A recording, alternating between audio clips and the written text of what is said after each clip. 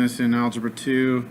Here's a little help walking through it. If you don't have a copy of this paper and you're just using this to review, pause the video right now and then you can work out the problems and then go back and finish. Okay, so I'm going to read through this. Max has to buy some new clothes. He has a budget of $100. At the store he goes to pants cost 25, shirts cost 12, sweatshirts cost 20, right? An inequality that would represent the number of each item he could purchase, excluding tax, and stay within the $100 budget. So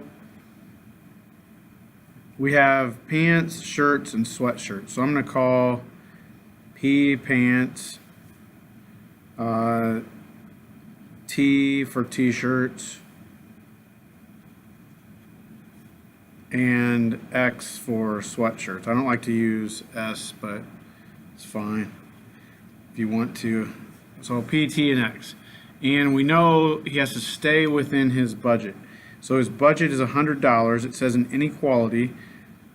So if you're staying within your budget, you're less than or equal to, you can spend up to $100, but you can't spend more.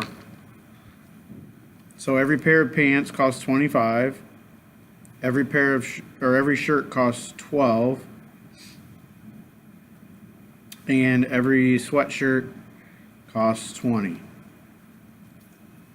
So initially, if you would have, you need more information to be able to solve it.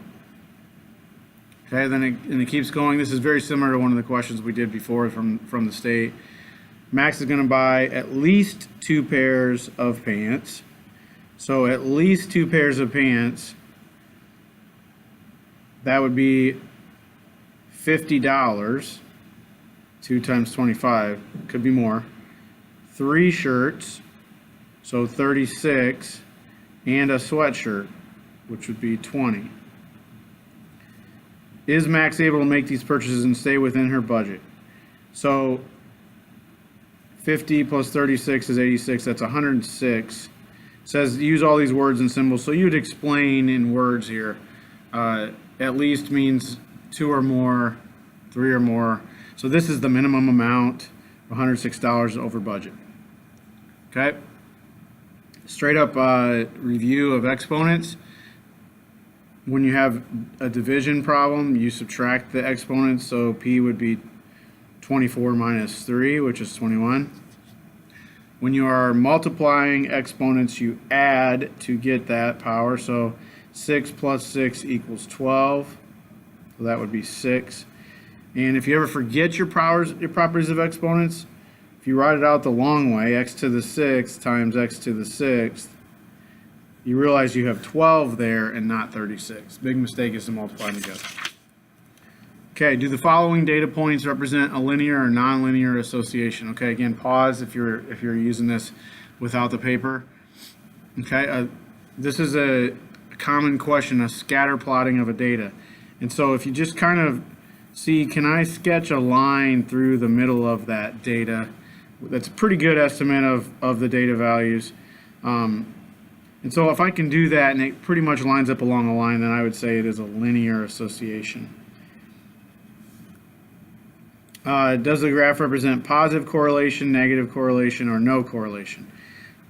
If the points follow a line, it's either positive or negative correlation depending on the slope of the line. Well, the slope of this line is a negative slope.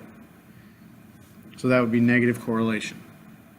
If the points were going like this, that would be a positive correlation, positive slope.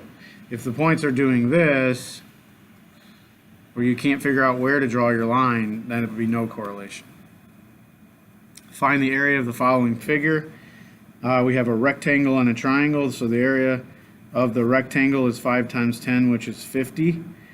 The area of the triangle is 1/2 the base times the height. And the height here you can find by taking 18 minus 10. So 1/2 of that is 20. So the area would be 50 plus 20. They probably would give you units, 70 units squared.